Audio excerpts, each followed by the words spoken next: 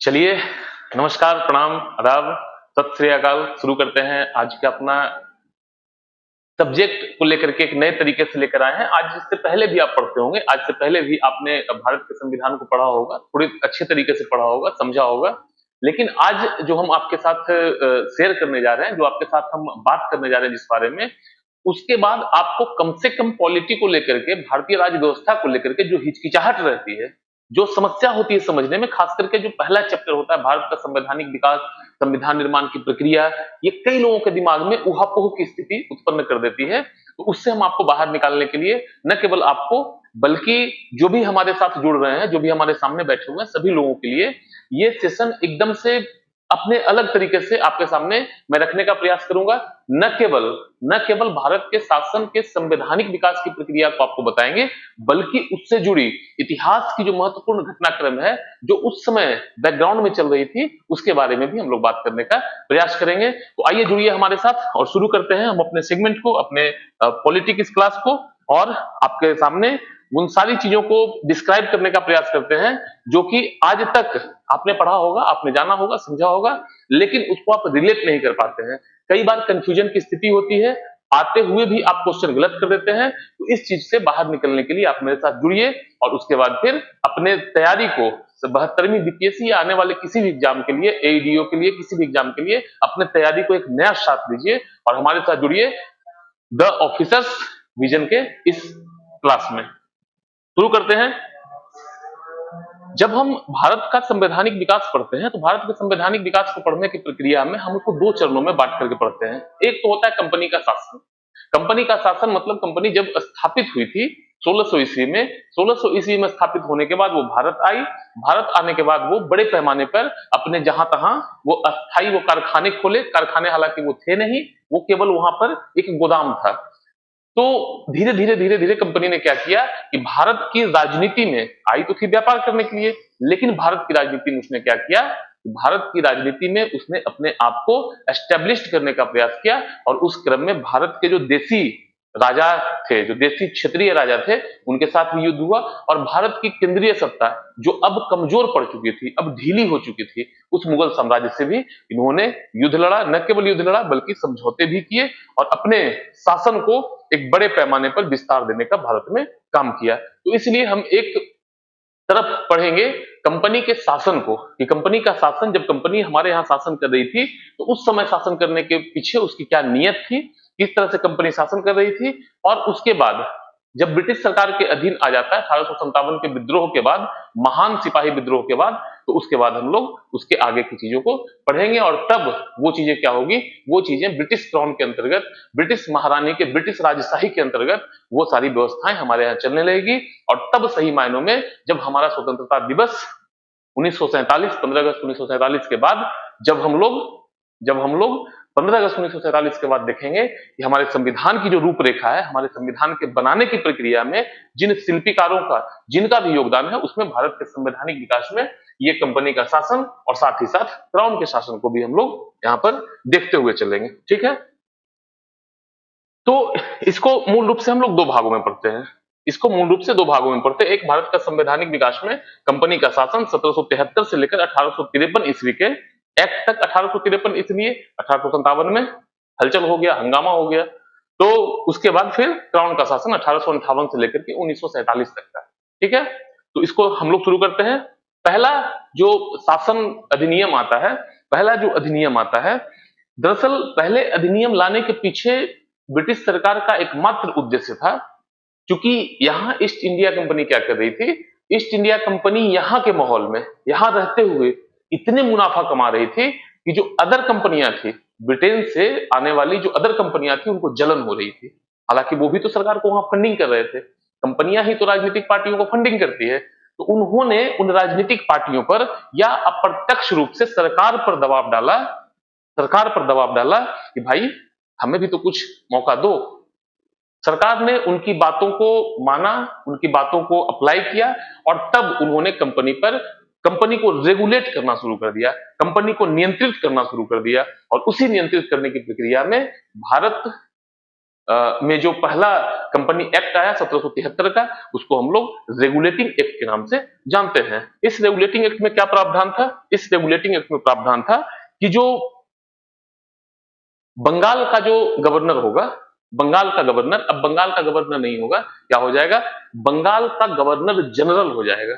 और उस समय आपको याद होगा कि कंपनी 3 मुख्य भागों में केंद्रित थी। एक था कौन? एक था आपका बंगाल, जो सबसे मुख्य था। दूसरा कौन था? मद्रास, जिसको आज चेन्नई कहते हैं। और तीसरा कौन था? तीसरा था बंबई, जो आपका मुंबई है। ठीक। तो बंगाल का गवर्नर क्या हुआ कि अब गवर्नर जनरल कहा जाने लगा, बंगाल का गवर्नर अब गवर्नर जनरल कहा जाने लगा। और 4 सदस्यीय कार्यकारिणी परिषद का गठन किया गया कि मतलब अब जो सिस्टम होगी, अब सिस्टम किसके अंतर्गत? अब कंपनी, केवल कंपनी अपने निर्णय को नहीं ले सकती है, केवल केवल कंपनी के ही अधिकारी कंपनी के निर्णय को नहीं ले सकते हैं, बल्कि उसमें अब सरकार की भी सहभागिता होनी चाहिए। क्यों? क्योंकि आपकी जो कंपनी है, वो कंपनी कहां की है? ब्रिटेन की है। और ब्रिटेन की कंपनी होने के नाते आपको ब्रिटेन के कानूनों को मानना होगा। ये हर कंपनी के साथ ऐसा होता है, और ईस्ट इंडिया कंपनी के साथ भी ऐसा हुआ। ईस्ट इंडिया कंपनी इसको मानने को तैयार हो गई। तो बंगाल का गवर्नर अब क्या कहा जाने लगा? बंगाल का गवर्नर जनरल कहा जाने लगा। इसका मतलब कि बंगाल को पावर्स अधिक दिए गए। बंगाल को पावर्स अधिक दिए गए, किसकी अपेक्षाकृत? मद्रास और बंबई की अपेक्षाकृत। मद्रास एवं बंबई के गवर्नर जनरल बंगाल के अधीन हो गए। मद्रास और बंबई के जो गवर्नर थे वो बंगाल के अधीन हो गए। बंगाल सुपर पावर बनाने का प्रयास किया गया। और 1774 ईस्वी में सुप्रीम कोर्ट की स्थापना होती है, जिसमें एक मुख्य न्यायाधीश और 3 अन्य न्यायाधीश होते हैं। मुख्य न्यायाधीश का नाम क्या होता है? Sir Elijah Impey. ठीक। कर्मचारियों को निजी व्यापार एवं उपहार पर प्रतिबंध लगा दिया गया। कंपनी के जो अधिकारी थे, कंपनी के अधिकारी, कंपनी में दरअसल व्याप्त भ्रष्टाचार फैला हुआ था।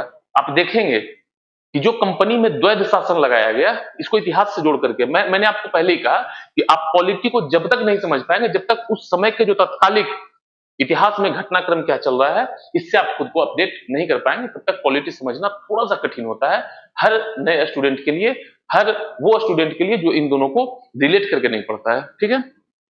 तो जो रॉबर्ट क्लाइव के द्वारा जो बंगाल में द्वैध शासन, लुटेरा राज्य की स्थापना की गई थी, उसको समाप्त करने में लॉर्ड हेस्टिंग्स का, वारेन हेस्टिंग्स का काफी हाथ था। तो उसने क्या किया कि कर्मचारियों को निजी व्यापार, जो भी कर्मचारी वहां से आते थे, वो कंपनी तो व्यापार कर ही रही है और वो अपना प्राइवेट व्यापार भी कर रहे हैं, अपने साथ कुछ सामान लेकर के आ रहे हैं, कुछ सामान लेकर के जा रहे हैं। इस चीज को पूर्णतः प्रतिबंध कर दिया गया। किसके कारण? किसके एक्ट के माध्यम से? तो रेगुलेटिंग एक्ट 1773 ईस्वी के माध्यम से इसको समाप्त कर दिया गया। ठीक। उसके बाद पिट्स का इंडिया एक्ट आता है 1784 में। पिट्स का इंडिया एक्ट 1784 क्या होता है? कुछ नहीं होता है, कुछ भी नहीं होता है। केवल क्या होता है? केवल कंपनी पर जो पहले रेगुलेट करने का प्रयास किया गया था, उस पर शिकंजा कसने का प्रयास किया जाता है कि अब कंपनी पर धीरे धीरे ब्रिटिश सरकार का क्या हो? शिकंजा कसे, उस पर नियंत्रण मजबूत हो। और उसी मजबूत करने की प्रक्रिया में पिट्स इंडिया एक्ट 1784 का एक्ट आता है। और 1784 के एक्ट में महत्वपूर्ण जो प्रावधान होते हैं, उसमें क्या किया जाता है? जो कंपनी के वाणिज्यिक और राजनीतिक कार्य होते हैं, उसको अलग अलग, भाई कंपनी यहां व्यापार करने के लिए आई थी, आपको भी पता है, लेकिन चाहे अनचाहे वो राजनीति में भी आ जाती है। तो जब वो राजनीति में भी आ जाती है, तो उनको कहता है, ब्रिटिश सरकार कहती है, ये एक्ट कहता है कि आपके राजनीतिक कार्य कोई और देखेगा, एक अलग बॉडी देखेगी, और वाणिज्यिक कार्य कोई अलग बॉडी देखेगी। और फिर उसको क्या करता है? फिर उसको विभाजन करता है कि निदेशक मंडल क्या करेगा? निदेशक मंडल व्यापारिक चीजों को देखेगा, जबकि नियंत्रक मंडल जो बोर्ड ऑफ कंट्रोल होगा और बोर्ड ऑफ डायरेक्टर्स होगा, बोर्ड ऑफ डायरेक्टर्स क्या करेगा? कंपनी के व्यापारिक मामलों को देखेगा, जबकि बोर्ड ऑफ कंट्रोल क्या करेगा? कंपनी के राजनीतिक मामलों में देखेगा, कहां युद्ध हो रहा है, कहां समझौता करना है, कहां देशी रियासतों के साथ एलिगेशन करना है, कॉम्बिनेशन करना है, ये सब कुछ कौन देखेगा? ये देखेगा नियंत्रक बोर्ड, बोर्ड ऑफ कंट्रोल देखेगा। और उसके साथ ही कंपनी क्षेत्र को क्या बोला गया कि भारत में ब्रिटिश कब्जे का क्षेत्र। कहा गया कि ठीक है, कंपनी ने जो किया सो किया ही, लेकिन कंपनी के द्वारा अर्जित किया गया जो भी भारतीय क्षेत्र होगा, उन क्षेत्र को क्या कहेंगे? उसको कहेंगे कि भारत में ब्रिटिश कब्जे का क्षेत्र कहेंगे। कंपनी भी तो किसकी है? ब्रिटिश की है, इसलिए ब्रिटिश कब्जे का ही क्षेत्र करेंगे। और इस तरह से सरकार का कंपनी पर पूर्ण नियंत्रण की दिशा में एक प्रयास था। पूर्ण नियंत्रण तो भी स्थापित नहीं हो पाया था, लेकिन पूर्ण नियंत्रण की दिशा में एक प्रयास, एक कदम, अगला कदम सरकार बढ़ाने के पक्ष में थी। और इसके बाद एक महत्वपूर्ण एक्ट आता है जिसको हम लोग कहते हैं 1786 ईस्वी में आया था। ये संशोधित एक्ट है, जो 1784 का एक्ट है। 1784 के एक्ट को संशोधित करके 1786 में एक अधिनियम लाया गया। अब सोच रहे हैं कि 1784 में जो अधिनियम लाया गया उसको 2 ही साल में उसको संशोधित करना पड़ा। क्यों करना पड़ा भाई? क्यों करना पड़ा? क्या उस अधिनियम में कुछ कमियां थी? होंगी, कमियां रही होंगी, लेकिन इसका सबसे मुख्य कारण क्या था? इसका सबसे मुख्य कारण था लॉर्ड कॉर्नवालिस। लॉर्ड कॉर्नवालिस, आप जानते होंगे कि जिस समय अमेरिका में स्वतंत्रता संघर्ष चल रहा था उस समय यह प्रधान सेनापति हुआ करता था। कहां? अमेरिका में। जब ब्रिटिश शक्ति का पश्चिम में सूर्य जब अस्त हो गया तो उन्होंने क्या देखा? पूर्व की ओर। पूर्व की ओर मतलब सूर्योदय कहां होता है? तो पूर्व की ओर, ये एशिया और भारत के क्षेत्र में उन्होंने देखना शुरू किया। और तब उन्होंने लॉर्ड कॉर्नवालिस को भारत का गवर्नर जनरल बनाने का सोचा। लॉर्ड कॉर्नवालिस ने साफ शब्दों में कहा कि हम भारत का गवर्नर जनरल तभी बनेंगे जब दोनों राजनीतिक और प्रशासनिक शक्तियां जब दोनों हमारे पास होंगी तभी हम जाएंगे। और इसके लिए 1784 के एक्ट में फिर से संशोधन किया गया, केवल एक व्यक्ति के कारण से, लॉर्ड कॉर्नवालिस के कारण से। क्या किया गया भैया? गवर्नर जनरल को वीटो शक्ति दे दी गई, विशेषाधिकार दिया गया, निषेधाधिकार दिया गया कि आप अपने परिषद के फैसले के विरुद्ध भी कुछ करना चाहो तो कर सकते हो। आपकी जो परिषद होगी, गवर्नर जनरल को जो सलाह देने वाली, आज जो राष्ट्रपति को सलाह देने वाली मंत्री परिषद है, तो गवर्नर जनरल को सलाह देने वाली जो परिषद होगी, जो काउंसिल होगी, आप उसके निर्णय को अस्वीकार कर सकते हैं, वीटो शक्ति। तो गवर्नर जनरल को वीटो शक्ति दी गई, अर्थात विशेष परिस्थितियों में अपनी परिषद के निर्णय को निरस्त अथवा लागू करने की शक्ति दी गई। आज जो राष्ट्रपति अध्यादेश लागू करते हैं, हालांकि वो कैबिनेट की सलाह से करते हैं, लेकिन यहाँ पे क्या किया गया? यहाँ पे किया गया कि मंत्री परिषद जो होगी, सॉरी मंत्री परिषद नहीं, अपनी परिषद के मतलब जो गवर्नर जनरल की काउंसिल का जो परिषद होगा, वो गवर्नर जनरल की काउंसिल के जो लोग होंगे, उनके मेंबर्स होंगे, उनके मेंबर्स के विचार से अलग गवर्नर जनरल के पास वीटो पावर होगा किसी भी विषय पर, किसी भी मामले पर, किसी भी कानून को लागू करने पर या किसी भी कानून को निरस्त करने पर। दूसरी बात कि गवर्नर जनरल अब प्रधान सेनापति की शक्तियां, अब मैं केवल गवर्नर जनरल नहीं रहूंगा बल्कि मैं प्रधान सेनापति भी रहूंगा।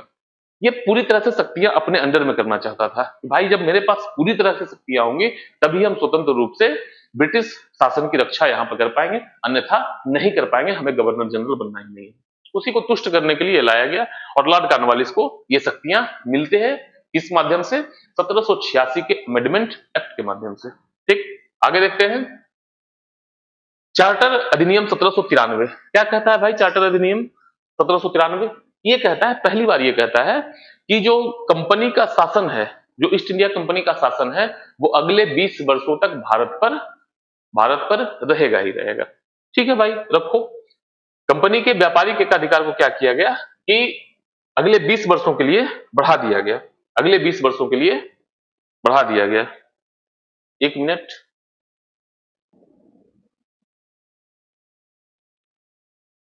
हाँ ठीक है। तो जो कंपनी के व्यापारिक एकाधिकार को पहली बार, कंपनी के व्यापारिक एकाधिकार को अगले 20 वर्षों तक के लिए बढ़ा दिया गया। कहा गया क्योंकि कंपनी में भी जो लोग थे, जो ईस्ट इंडिया कंपनी के लोग थे, ऐसा तो नहीं कि वो आसमान से उतर कर आए थे, वो भी इंग्लैंड के ही वासी थे। उनको भी पता चल रहा था कि क्या वहां खिचड़ी पक रही है, क्या दाल गल रहा है। वहां के लोग मांग उठा रहे हैं कि भैया केवल कंपनी के ही एकाधिकार नहीं होने चाहिए भारत पे, बल्कि हमें भी लूटने दो, चोर चोर मौसेरे भाई। और ये बात कंपनी को भी पता चल रही थी। सरकार ने कंपनी को संतुष्ट करने के लिए यह कहा कि भाई आपकी जो यहाँ शासन कर रहे हैं, ये जो व्यापार कर रहे हैं, आपको 20 सालों के लिए आपको तंग नहीं किया जाएगा, आप निश्चिंत रह करके व्यापार कीजिए, लेकिन आप हमारे द्वारा रेगुलेट होते रहेंगे, समय समय पर आप ब्रिटिश शासन के अंतर्गत रेगुलेट होते रहेंगे। गवर्नर जनरल, गवर्नर और सर्वोच्च सेनापति की नियुक्तियां अब क्या होने लगी? अब शाही अनुमोदन से होने लगी। इसका मतलब कि इसके पहले जो गवर्नर जनरल और जो गवर्नर और जो व्यक्ति की नियुक्तियां होती थी वो कौन करती थी? वो करती थी ब्रिटिश ईस्ट इंडिया कंपनी। लेकिन ब्रिटिश सरकार का सख्त लहजे में कहना था कि अब जो भी नियुक्तियां होंगी उनमें शाही अनुमोदन की जरूरत होगी। शाही अनुमोदन मतलब राजा की अनुमति होनी ही चाहिए, राजा की अनुमति हर हाल में होनी चाहिए, और उसके बाद ही गवर्नर जनरल, गवर्नर और सर्वोच्च सेनापति जो कमांडर होंगे उनकी नियुक्तियां होंगी। तीसरी बात, कहा गया कि भैया राजस्व प्रशासन को न्यायिक कार्यों से अलग अलग कर दो। एक ही तरह का न्यायालय जो कि राजस्व भी देखता है, रेवेन्यू से संबंधित मामले भी देखता है। आप देख रहे होंगे इस समय रेवेन्यू से संबंधित काफी मामले आने लगे थे। क्यों? क्योंकि इसी समय क्या हुआ था, इसी समय 1793 के समय में क्या हुआ था बंगाल में, 1793 के समय बंगाल में क्या हुआ था जी, बंगाल में अस्थाई बंदोबस्त, परमानेंट सेटलमेंट की व्यवस्था हुई थी।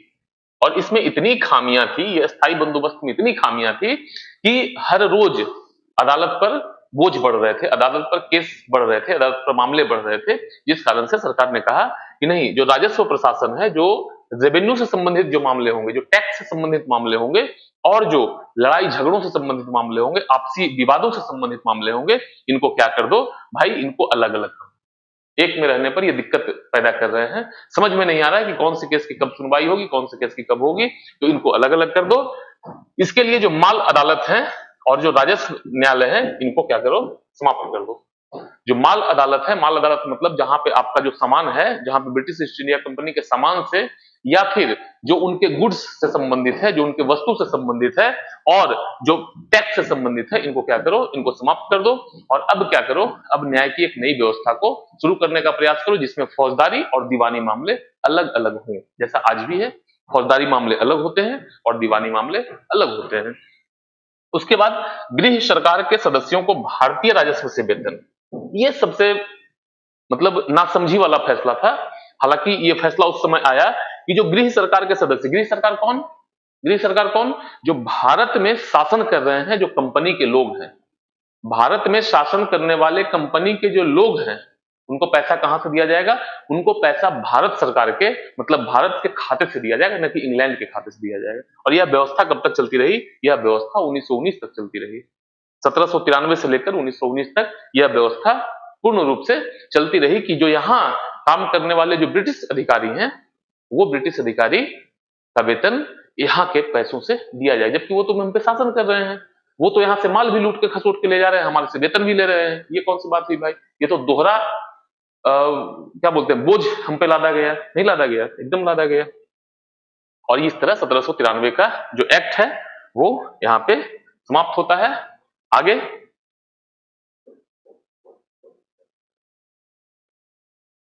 चार्टर अधिनियम 1813, क्या बोला गया था, पहले क्या बोला गया था, पहले बोला गया था कि भाई साहब, पहले बोला गया था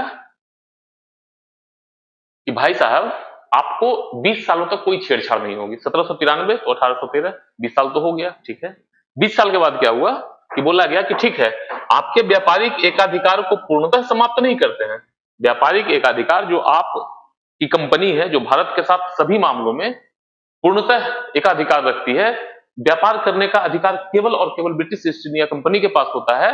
अब इस एकाधिकार को हम धीरे धीरे कम करने का प्रयास करते हैं, समाप्त तो नहीं कर रहे हैं, लेकिन धीरे धीरे कम करने का प्रयास करते हैं। और उसी कम करने की प्रक्रिया में कहा गया कि चाय और अफीम को छोड़कर व्यापारिक एकाधिकार समाप्त, मतलब चाय और अफीम की जो खेती होती है, उससे जो व्यापार होता है, उसके व्यापार पर आपको एकाधिकार बनाए रखने का अधिकार दिया गया, किसको, ब्रिटिश ईस्ट इंडिया कंपनी को। और उसके साथ ही एक देश चीन के साथ जो व्यापार होगा, मतलब जो ईस्ट इंडिया कंपनी जो सारी वस्तुओं का व्यापार करती थी, उन सारी वस्तुओं में से दो पर एकाधिकार रखा गया, एक चाय पर और एक अफीम पर। और जो अन्य देशों के साथ व्यापारिक एकाधिकार थे, उनको भी समाप्त किया गया, केवल चीन पर व्यापारिक एकाधिकार कायम रखा गया, जो आने वाले समय में खत्म ही होने वाले थे। ठीक, इसको आप समझ गए होंगे कि चाय और अफीम नाम की दो वस्तुएं, उस पर व्यापारिक एकाधिकार हटाया गया कंपनी का, और दूसरा चीन जैसे एक देश के साथ व्यापारिक एकाधिकार अभी समाप्त नहीं किया गया। फिर ईसाई मिशनरियों को धर्म प्रचार की खुली छूट मिली, बोला गया जाइए धर्म प्रचार कीजिए, यहाँ के लोगों को सभ्य बनाइए, यहाँ के लोग तो सभ्य नहीं है, तो जंगली लोग हैं। भाई हम जंगली हैं, अगर आप यदि किसी आदिवासी बस्ती में जाएंगे जो कि अभी पूरी तरह से मॉडर्न नहीं हुआ है, तो आपको क्या लगेगा, आपको लगेगा ये गधे लोग हैं, ये बैल किस्म के इंसान हैं, जबकि ऐसा नहीं होता। उनकी अपनी मान्यताएं होती है, उनकी अपनी परंपराएं होती है, उनकी अपनी जीवन शैली होती है, प्रकृति के साथ उनका अपना तादात्म्य होता है, तो सारी चीजें होती है ना, फिर हम गधे कैसे होगा। पर इनको कहना था कि ये गधे लोग हैं, इनको जाकर क्या करो, ठीक करो। ठीक है, कहा गया कि भैया शिक्षा पर 1 लाख रुपया खर्च करो, 1 लाख रुपया यहाँ के शिक्षा पर खर्च करो। कौन सी शिक्षा पर, वर्नाक्यूलर पे, देसी शिक्षा पे? नहीं जी, अंग्रेजी की शिक्षा पे। अंग्रेजी शिक्षा पर 1 लाख रुपया खर्च करो, वहां से जो लाते हो पकड़ पकड़ कर, जो क्लर्क को लेकर के आते हो ढो ढो करके, यही क्लर्क पैदा करो ना, अंग्रेजी पढ़ाओ, अंग्रेजी। भारत का ब्रिटिश क्षेत्र अब क्राउन की निर्विवाद संप्रभुता कही गई। वहां क्या कहा गया था? वहां कहा गया था कब्जे वाला क्षेत्र। अब ऐसा कुछ नहीं कहा जा रहा, अब कहा जा रहा है कि ब्रिटिश क्राउन की निर्विवाद संप्रभुता है, इस पे कोई भी विवाद नहीं उठाया जा सकता है। मतलब अब जो कंपनी क्षेत्र जो अर्जित की है, अब वो क्षेत्र न कंपनी का है, न केवल कंपनी का है, बल्कि वो क्राउन की निर्विवाद संप्रभुता है, इस पर कोई सवाल नहीं उठाया जा सकता है। तो इस तरह से 1813 का चार्टर एक्ट समाप्त होता है और इसके बाद एक नया चार्टर एक्ट जब आता है, उसका नाम क्या है? नया चार्टर एक्ट कब आता है? ये आता है 1833 में। 1833 में 20 साल के बाद, है ना?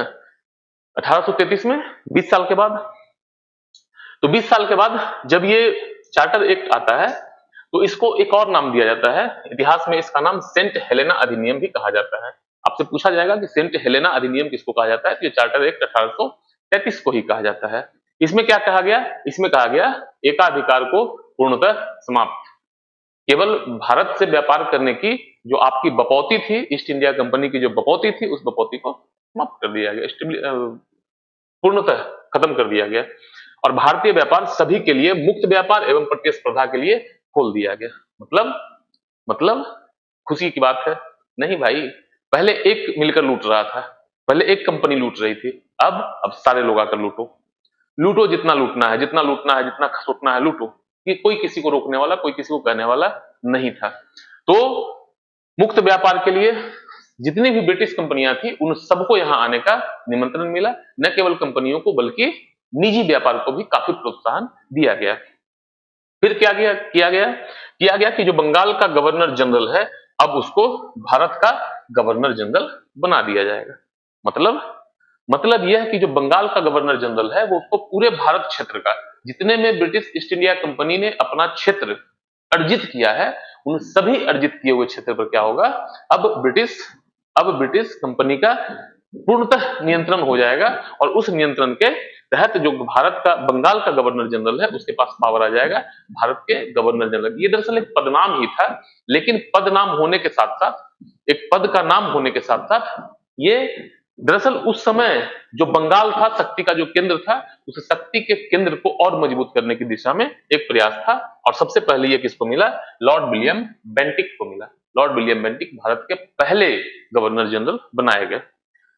उसके अलावा भारत में प्रथम विधि आयोग की स्थापना की गई और प्रथम विधि आयोग की स्थापना किसकी अध्यक्षता में की गई? तो की गई है लॉर्ड मैकाले की अध्यक्षता में प्रथम विधि आयोग की स्थापना की गई, प्रथम विधि आयोग स्थापित किया गया। ये विधि आयोग का काम था कि भारत में कानूनों की स्थिति को जांचना और उसके अनुसार सरकार को रिकमेंड करना कि भारत में कानून की क्या स्थिति है और किस तरह से हम भारत में कानून को आगे बढ़ा सकते हैं।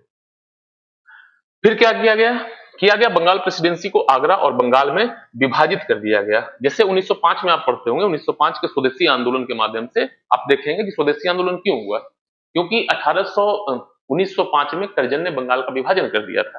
भाई बंगाल का विभाजन पहले भी हुआ था, आगरा और बंगाल में इसको विभाजित कर दिया गया। किसको? बंगाल प्रेसिडेंसी को।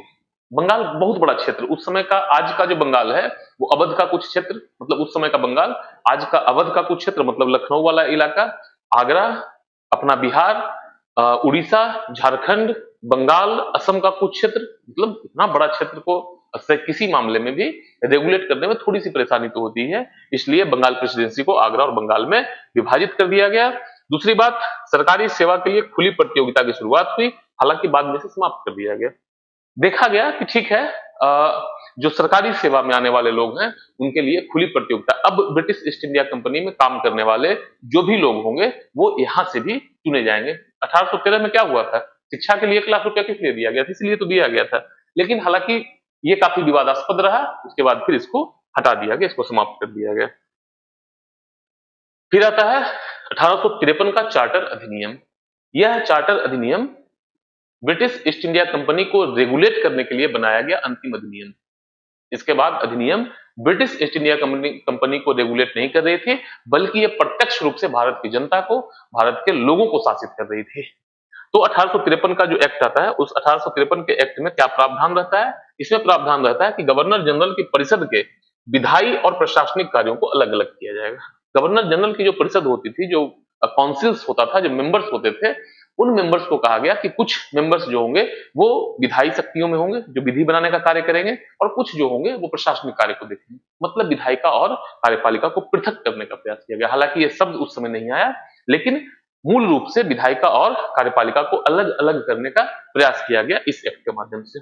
और इसी एक्ट के माध्यम से क्या होती है, केंद्रीय विधान परिषद की स्थापना होती है, जिसको आज आप संसद कह सकते हैं। हालांकि उस समय संसद जैसी चीजें नहीं थी, लेकिन केंद्रीय विधान परिषद की स्थापना होती है, जहां सारे लोग बैठेंगे और बैठ करके किसी मामले में, या तो वो प्रशासन के मामले में या विधायी मामलों में क्या कर सकेंगे, सरकार को रिकमेंड कर सकेंगे, गवर्नर जनरल को रिकमेंड कर सकेंगे। तीसरी महत्वपूर्ण बात कही गई कि भैया 20 वर्षों की जो निश्चित समय सीमा है, इसका इसमें कोई प्रावधान नहीं किया गया। इसमें कहा गया कि ऐसा कुछ भी नहीं होने वाला है।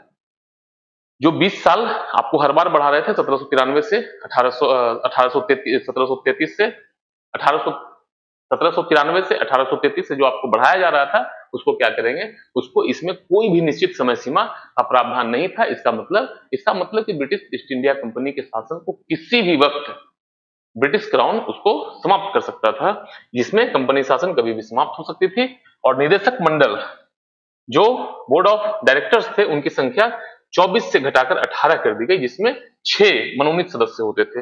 मतलब जो संख्या थी, जो बोर्ड ऑफ डायरेक्टर्स की संख्या थी, उन संख्या को घटा करके कम किया गया, और उसमें भी 6 मनोनीत सदस्यों को क्या किया गया, उनको ब्रिटिश क्राउन के द्वारा मनोनयन किया गया। मतलब पूरी तरह से कंपनी के शासन को प्रतिबंधित करने का सरकार ने फैसला कर लिया। और आगे आप देखेंगे कि इसके बाद ही 1853 के 4 साल के बाद ही आप देखेंगे 1857 में पहला महान सिपाही विद्रोह शुरू होता है। और इस सिपाही विद्रोह के शुरू होने के साथ ही ईस्ट इंडिया कंपनी का सूर्य अब यहाँ अस्त हो चुका है, और एक नए सिरे से हम देखेंगे कि भारत सरकार अधिनियम 1858 के माध्यम से अब जो हम बार बार ब्रिटिश ईस्ट इंडिया कंपनी की बात करते थे, अब हम ब्रिटिश क्राउन की जनता कहलाएंगे, अब हम ब्रिटिश क्राउन की संप्रभुता कहलाएंगे। और जो पहले की नीतियां थी, उन नीतियों को समाप्त कर एक नई तरह की नीतियां, एक नई तरह की शोषणकारी नीतियों को भारत में शुरू किया जाएगा। और हालांकि संविधान निर्माण की प्रक्रिया में इन सबका योगदान तो है, लेकिन आप इस बात को हमेशा ध्यान रखिएगा, ये सारे जो अधिनियम बनाए जा रहे थे, वो अपने हितों की रक्षा के लिए बनाए जा रहे थे। तो अगले वीडियो में, नेक्स्ट वीडियो में हम 1858 के अधिनियम से शुरू करेंगे और 1947 के अधिनियम तक आपसे बात करेंगे। मिलते हैं, तब तक के लिए नमस्कार, प्रणाम, आदाब।